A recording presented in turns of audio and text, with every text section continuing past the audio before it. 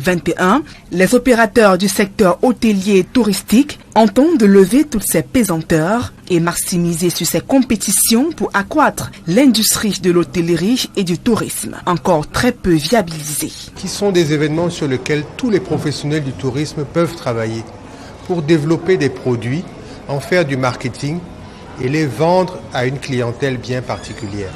Donc vous avez ici par exemple des producteurs locaux, le poivre, le piment seront autant de produits recherchés par les touristes qui viendront pour suivre, entre autres, les manifestations sportives dans les stades, que ce soit à Japoma ou au Lembe, mais qui pourront également s'approvisionner dans ces produits et pourquoi pas revenir faire du business au Cameroun. La difficulté que l'on a parfois, c'est d'avoir une chose que l'on ne peut pas développer tout seul. Alors ici, les acteurs du tourisme sont d'accord pour que nous ayons un galop d'essai avec le Chan et que nous préparions la Cannes pour que ce soit un événement où nous mobilisons 1 million de Camerounais à travers le territoire national. Pour être plus attractifs et compétitifs sur le marché, les établissements hôteliers doivent mettre un point d'honneur sur la qualité du service et améliorer l'offre. Nous devons avoir du professionnalisme avec l'accueil aussi et la gastronomie, à savoir l'art culinaire. Tout doit présenter la magnanimité, l'effervescence culinaire du Cameroun en nos mets que nous connaissons. Nous devons ressortir les autres produits naturels qui doivent devenir touristiques. Et ceci fera d'un Cameroun, à travers l'Ochan ou la Cannes, une destination. D'ici le 4 avril, date d'ouverture du Chan 2020, les opérateurs du secteur hôtelier et touristique promettent d'être à la hauteur du défi et de réussir le pari de l'organisation de cette compétition.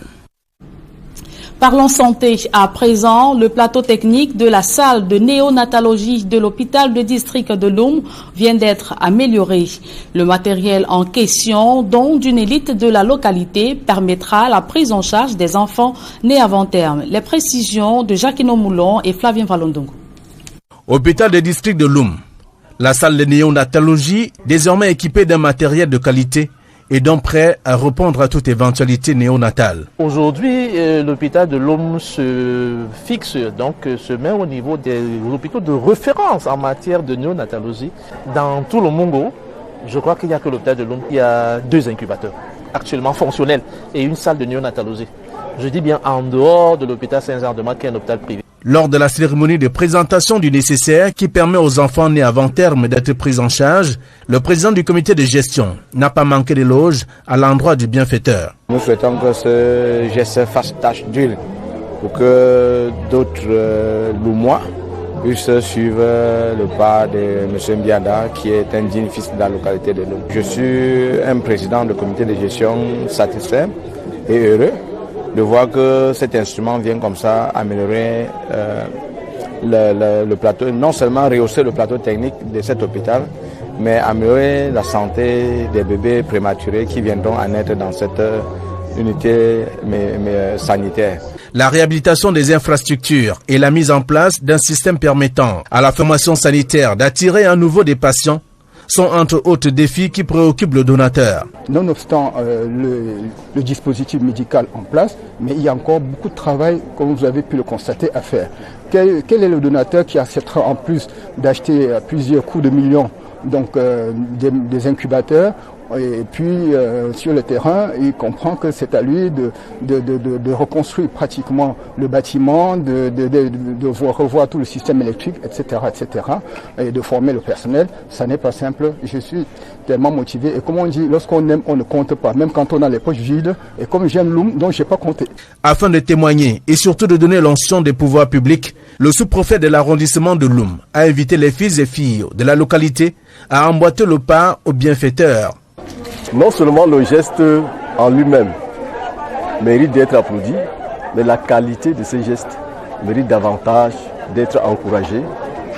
Et je l'ai dit, l'État éprouve des difficultés. L'État fait appel aux élites, pour ne pas dire à toutes les populations. Nous devons mettre la main dans la pâte pour tout projet de développement de notre pays. Et M. Bianda, je le répète encore, l'a compris. Donc une fois de plus, je le remercie au nom du gouvernement, au nom de l'État, et j'appelle les autres à lui emboîter le pas. Avec ce nouveau matériel, l'hôpital de district de Loum prend désormais des allures d'une structure sanitaire de référence dans le domaine de la néonatologie dans le département du Mungo. Et nous vous le disions en titre, le Parti camerounais pour la réconciliation nationale demande l'annulation de l'élection des grands conseillers de la commune de Douala 5e. Le parti de Cabra-Libi dénonce la violation du code électoral dans la désignation de ces derniers. Il vient d'ailleurs d'introduire 2 recours devant le tribunal administratif du littoral. D'autres précisions dans ce reportage de Donald Brice Kamgan et Séverin Tchouban. Ce sont des militants désabusés du Parti camerounais pour la réconciliation nationale qui se sont présentés à la presse à Douala. Ici au siège du parti à la Cité des Palmiers dans le 5e arrondissement, ils sont remontés par ce qu'ils appellent les basses manœuvres du RDPC. Premier mobile, le parti n'a aucun grand conseiller sur les 10 de Douala 5e qui siégeront à la mairie de ville de Douala. Et ça en dépit de ses 11 conseillers municipaux. D'après ses calculs, le PCRN, devant le SIF en termes de nombre de conseillers à Douala 5e, estime en effet qu'il avait droit à 2 grands conseillers selon la configuration politique du conseil municipal. Pour le cas du PCRN, on devait faire 11 conseillers divisé par 6. On trouvait 1,98. Et la plus forte moyenne, comme il n'y a pas, comme c'est le PCRN devait donc avoir 2 grands conseillers. Et pour le cas du SDF, on faisait 7 divisé par 6. Ça leur donnait 1,0 au poussière. Donc ils avaient droit à un grand conseiller. Si on est parti sur les calculs de la proportionnalité, on se retrouve donc que le RDPC devrait avoir 7 grands conseillers, le PCRN 2 grands conseillers et le SDF 1 grand conseiller. Deuxième grief, l'élection des agents au maire de Douala 5e s'est déroulée à main levée. Des actes qui, pour le PCRN, traduisent une volonté manifeste de l'anéantir. Des faits et dôles qui ont amené les représentants de la formation politique à ne pas signer les procès-verbaux de la session de plan droit. La loi est claire. L'élection des adjoints au maire se fait effectivement au scrutin des listes. Un scrutin de liste est secret, ce qui n'a pas été le cas à Douala 5e. Ça se fait à main levée. C'est-à-dire on a une fois de plus violé la loi. Pour les 2 griefs soulevés, la formation politique a introduit 2 recours devant le tribunal administratif du littoral. L'un demande l'annulation de l'élection des grands conseillers à Douala 5e et l'autre celle des agents au maire. Sur les 10 grands conseillers à Douala 5e, le RDPC s'en sort avec 9 et 1 pour le Social Democratic Front. Le PCRN, quant à lui, obtient un agent au maire. Page triste dans ce journal, l'avocat du MRC, maître Sylvain Swop, repose désormais à Baham dans les hauts plateaux de l'Ouest. Il a été inhumé hier samedi en présence de ses pairs et militants du MRC avec en tête de file le professeur Maurice Kamto. Le compte rendu de son dernier voyage avec Leclerc Taken.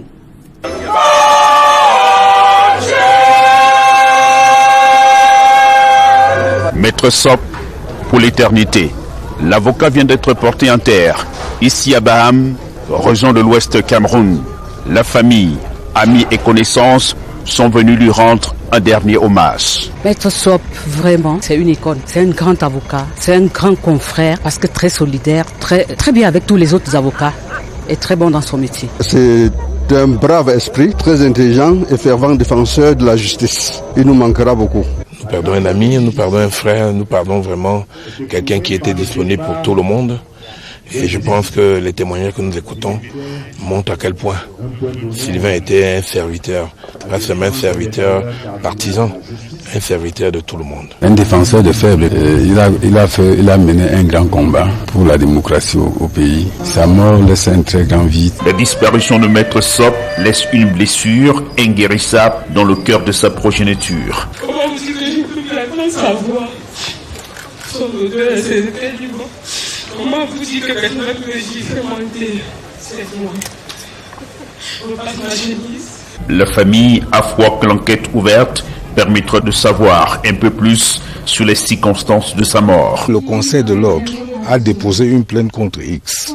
Un certain nombre d'avocats ont été désignés par monsieur le bâtonnier pour suivre ce dossier. Mais vous savez, c'est secret. Ce n'est que quand on arrivera sur la phase de la publicité des débats qu'on va pouvoir éventuellement savoir exactement ce qu'il a tué. qu'on va pouvoir désigner les responsables s'il y en a.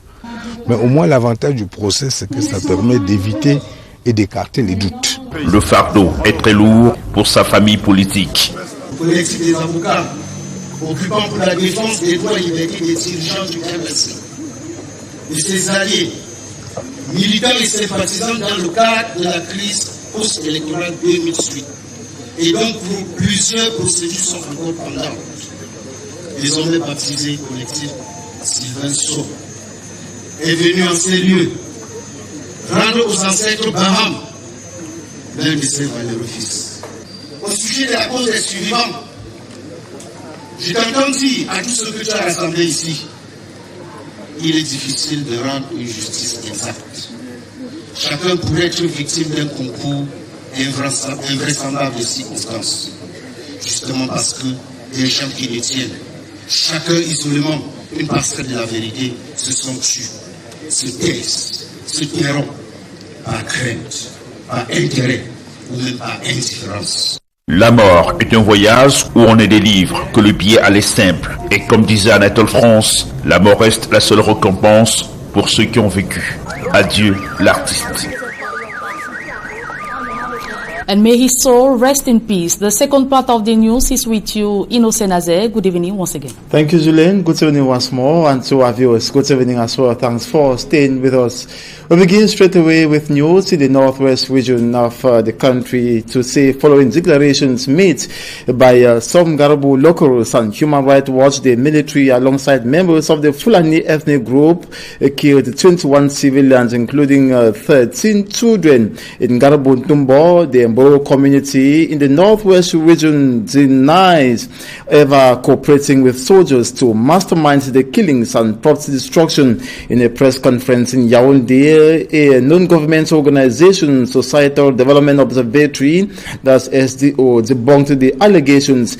The press conference was also organized by the Mboro community to respond to the Human Rights Watch February 25th report. Meantime, Mr. Lilian Kulu Ngulu, coordinator of the Societal Development Observatory, categorically denounced the Human Rights Watch report against the Mboro community and the government. He says the testimonies given Human Rights Watch are faulty, with no credible proof, and intentionally cooked up to damage reputation of the Mboro and cause chaos in the country. The Mboro representatives particularly castigated the actions of the separatist fighters who are reportedly at dagger drawn with the Mboro community.